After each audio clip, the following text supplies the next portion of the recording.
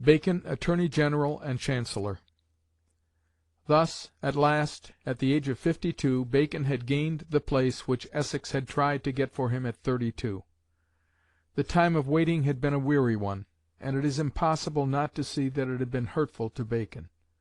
A strong and able man, very eager to have a field for his strength and ability, who is kept out of it, as he thinks unfairly, and is driven to an attitude of suppliant dependency, in pressing his claim on great persons who amuse him with words, can hardly help suffering in the humiliating process.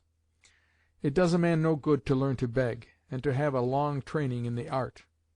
And further, this long delay kept up the distraction of his mind between the noble work on which his soul was bent, and the necessities of that civil or professional and political life by which he had to maintain his estate. All the time he was canvassing, it is his own word, for office, and giving up his time and thoughts to the work which it involved, the great Instauration had to wait his hours of leisure, and his exclamation, so often repeated, multum incola fuit anima mea, bears witness to the longings that haunted him in his hours of legal drudgery, or in the service of his not very thankful employers. Not but that he found compensation in the interest of public questions, in the company of the great, in the excitement of statecraft and state employment, in the pomp and enjoyment of court life. He found too much compensation. It was one of his misfortunes. But his heart was always sound in its allegiance to knowledge, and if he had been fortunate enough to have risen earlier to the greatness which he aimed at as a vantage ground for his true work, or if he had had self-control to have dispensed with wealth and position, if he had escaped the long necessity of being a persistent and still baffled suitor, we might have had as a completed whole what we have now only in great fragments, and we should have been spared the blots which mar a career which ought to have been a noble one. The first important matter that happened after Bacon's new appointment was the Essex divorce case, and the marriage of Lady Essex with the favourite whom Cecil's death had left at the height of power, and who from Lord Rochester was now made Earl of Somerset. With the divorce, the beginning of the scandals and tragedies of James's reign, Bacon had nothing to do. At the marriage which followed, Bacon presented as his offering a masque, performed by the members of Gray's Inn, of which he bore the charges, and which cost him the enormous sum of £2,000. Whether it were to repay his obligations to the Howards, or in lieu of a fee to Rochester, who levied toll on all favours from the King, it can hardly be said, as has been suggested, to be a protest against the great abuse of the times, the sale of offices for money. The very splendid trifle, the Masque of Flowers, was one form of the many extravagant tributes paid but too willingly to high-handed worthlessness, of which the deeper and darker guilt was to fill all faces with shame 2 years afterwards. As attorney, Bacon had to take a much more prominent part in affairs, legal, criminal, constitutional, administrative, than he had yet been allowed to have. We know that it was his great object to show how much more active and useful an attorney he could be than either Coke or Hobart, and as far as unflagging energy and high ability could make a good public servant, he fully carried out his purpose. In Parliament, the addled Parliament of 1614, in which he sat for the University of Cambridge, he did his best to reconcile what were fast becoming irreconcilable, the claims and prerogatives of an absolute king, irritable, suspicious, exacting, prodigal, with the ancient rights and liberties, growing stronger in their demands by being denied, resisted, or outwitted, of the popular element in the state. In the trials, which are so large and disagreeable a part of the history of these years, trials arising out of violent words provoked by the violent acts of power, one of which, Peacham's, became famous, because in the course of it torture was resorted to, or trials which witnessed to the corruption of the high society of the day, like the astounding series of arraignments and condemnations following on the discoveries relating to Overbury's murder, which had happened just before the Somerset marriage. Bacon had to make the best that he could for the cruel and often unequal policy of the court, and Bacon must take his share in the responsibility for it. An effort on James's part to stop duelling brought from Bacon a worthier piece of service in the shape of an earnest and elaborate argument against it, full of good sense and good feeling, but hopelessly in advance of the time. On the many questions which touched the prerogative, James found in his attorney a ready and skilful advocate of his claims, who knew no limit to them but in the consideration of what was safe and prudent to assert. He was a better and more statesmanlike counsellor, in his unceasing endeavours to reconcile James to the expediency of establishing solid and good relations with his Parliament, and in his advice to the wise and hopeful ways of dealing with it. Bacon had no sympathy with popular wants and claims. Of popularity, of all that was called popular, he had the deepest suspicion and dislike. The opinions and the judgment of average men he despised, as a thinker, a politician, and a courtier. The malignity of the people he thought great. "I do not love," he says, "the word people." But he had a high idea of what was worthy of a king, and was due to the public interests, and he saw the folly of the petty acts and haughty words, the use of which James could not resist. In his new office he once more urged on, and urged in vain, his favourite project for revising, simplifying, and codifying the law.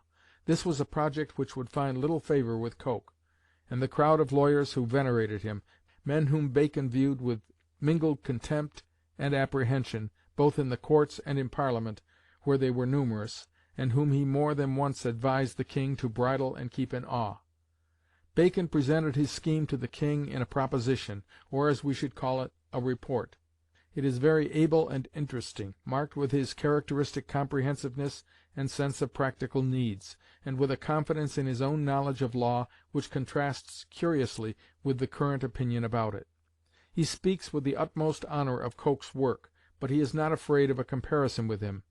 "I do assure your Majesty," he says, "I am in good hope that when Sir Edward Coke's reports and my rules and decisions shall come to posterity, there will be, whatever is now thought, question who was the greater lawyer." But the project, though it was entertained and discussed in Parliament, came to nothing. No one really cared about it except Bacon. But in these years, 1615 and 16, two things happened of the utmost consequence to him. One was the rise, more extravagant than anything that England had seen for centuries, and in the end more fatal, of the new favourite, who from plain George Villiers became the all-powerful Duke of Buckingham. Bacon, like the rest of the world, saw the necessity of bowing before him, and Bacon persuaded himself that Villiers was preeminently endowed with all the gifts and virtues which a man in his place would need. We have a series of his letters to Villiers. They are of course in the complimentary vein which was expected.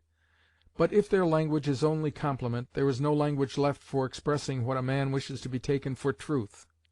The other matter was the humiliation, by Bacon's means and in his presence, of his old rival Coke. In the dispute about jurisdiction, always slumbering and lately awakened and aggravated by Coke, between the common law courts and the Chancery, Coke had threatened the Chancery with praemunire. The King's jealousy took alarm, and the Chief Justice was called before the Council. There a decree, based on Bacon's advice and probably drawn up by him, peremptorily overruled the legal doctrine maintained by the greatest and most self-confident judge whom the English courts had seen. The Chief Justice had to acquiesce in this reading of the law, and then, as if such an affront were not enough, Coke was suspended from his office, and, further, enjoined to review and amend his published reports, where they were inconsistent with the view of law on which Bacon's authority the Star Chamber had adopted (June, 1616). This he affected to do, but the corrections were manifestly only colourable. His explanations of his legal heresies against the prerogative, as these heresies were formulated by the Chancellor and Bacon, and presented to him for recantation, were judged insufficient, and in a decree, prefaced by reasons drawn up by Bacon, in which, besides Coke's errors of law, his deceit, contempt, and slander of the government, his perpetual turbulent carriage, and his affectation of popularity, were noted. He was removed from his office November 1616. So, for the present, the old rivalry had ended in a triumph for Bacon. Bacon, whom Coke had so long headed in the race, whom he had sneered at as a superficial pretender to law, and whose accomplishments and enthusiasm for knowledge he utterly despised, had not only defeated him, but driven him from his seat with dishonour. When we remember what Coke was, what he had thought of Bacon, and how he prized his own unique reputation as a representative of English law, the effects of such a disgrace on a man of his temper cannot easily be exaggerated. But for the present Bacon had broken through the spell which had so long kept him back. He won a great deal of the King's confidence, and the King was more and more ready to make use of him, though by no means equally willing to think that Bacon knew better than himself. Bacon's view of the law, and his resources of argument and expression to make it good, could be depended upon in the keen struggle to secure and enlarge the prerogative which was now beginning. In the prerogative both James and Bacon saw the safety of the state and the only reasonable hope of good government. But in Bacon's larger and more elevated views of policy, of a policy worthy of a great king, and a king of England, James was not likely to take much interest. The memorials which it was Bacon's habit to present on public affairs were wasted on one who had so little to learn from others. So he thought, and so all assured him, about the secrets of empire. Still, they were proofs of Bacon's ready mind, and James, even when he disagreed with Bacon's opinion and arguments, was too clever not to see their difference from the work of other men. Bacon rose in favour, and from the first he was on the best of terms with Villiers. He professed to Villiers the most sincere devotion. According to his custom he presented him with a letter of wise advice on the duties and behaviour of a favourite. He at once began, and kept up with him to the end, a confidential correspondence on matters of public importance. He made it clear that he depended upon Villiers for his own personal prospects, and it had now become the most natural thing that Bacon should look forward to succeeding the Lord Chancellor, Ellesmere, who was fast failing. Bacon had already, February 12, 1615-16, in terms which seem strange to us but were less strange then, set forth in a letter to the King the reasons why he should be Chancellor, criticizing justly enough only that he was a party interested, the qualifications of other possible candidates, Coke, Hobart, and the Archbishop Abbot. Coke would be an overruling nature in an overruling place, and popular men were no sure mounters for your Majesty's saddle. Hobart was incompetent. As to Abbot, the Chancellor's place required a whole man, and to have both jurisdiction, spiritual and temporal, was fit only for a king. The promise that Bacon should have the place came to him 3 days afterwards through Villiers. He acknowledged it in a burst of gratitude, February 15, 1615-16. I will now wholly rely on your excellent and happy self. I am yours, surer to you than my own life. For, as they speak of the turquoise stone in a ring, I will break into 20 pieces before you bear the least fall. They were unconsciously prophetic words, but Ellesmere lasted longer than was expected. It was not till a year after this promise that he resigned. On the 7th of March, 1616-17, Bacon received the seals. He expresses his obligations to Villiers, now Lord Buckingham, in the following letter: My dearest Lord, it is both in cares and kindness that small ones float up to the tongue, and great ones sink down into the heart with silence. Therefore I could speak little to your Lordship to-day, neither had I fit time. But I must profess thus much, that in this day's work you are the truest and perfectest mirror and example of firm and generous friendship that ever was in court. And I shall count every day lost wherein I shall not either study your well-doing in thought, or do your name honour in speech, or perform you service in deed. Good my lord, account and accept me your most bounden and devoted friend, and servant of all men living. March 7, 1616. Francis Bacon, C.S. He himself believed the appointment to be a popular one. I know I am come in, he writes to the King soon after, with as strong an envy of some particulars as with the love of the general. On the 7th of May, 1617, he took his seat in Chancery with unusual pomp and magnificence, and set forth in an opening speech with all his dignity and force the duties of his great office and his sense of their obligation. But there was a curious hesitation in treating him as other men were treated in like cases. He was only Lord Keeper. It was not till the following January, 1617-18, that he received the office of Lord Chancellor. It was not till half a year afterwards that he was made a peer.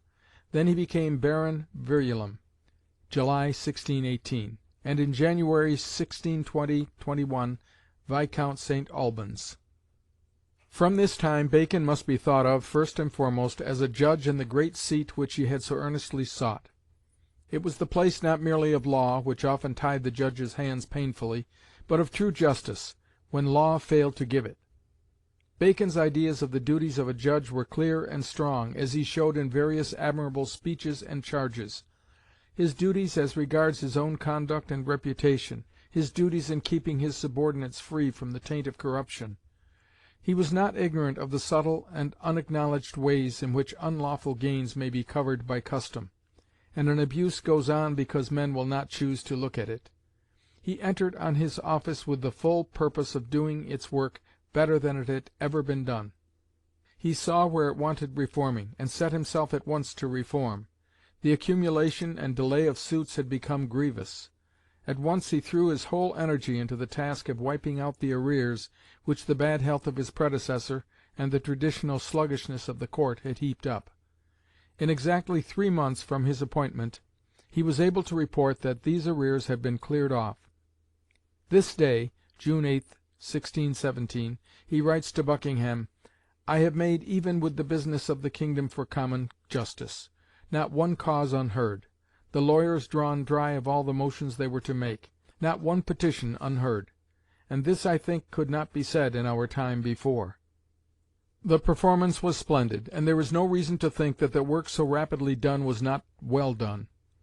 We are assured that Bacon's decisions were unquestioned, and were not complained of. At the same time, before this allegation is accepted as conclusive proof of the public satisfaction, it must be remembered that the question of his administration of justice, which has at last to assume such strange proportions, has never been so thoroughly sifted as, to enable us to pronounce upon it, it should be. The natural tendency of Bacon's mind would undoubtedly be to judge rightly and justly, but the negative argument of the silence at the time of complainants, in days when it was so dangerous to question authority, and when we have so little evidence of what men said at their firesides, is not enough to show that he never failed. Chapter 5a.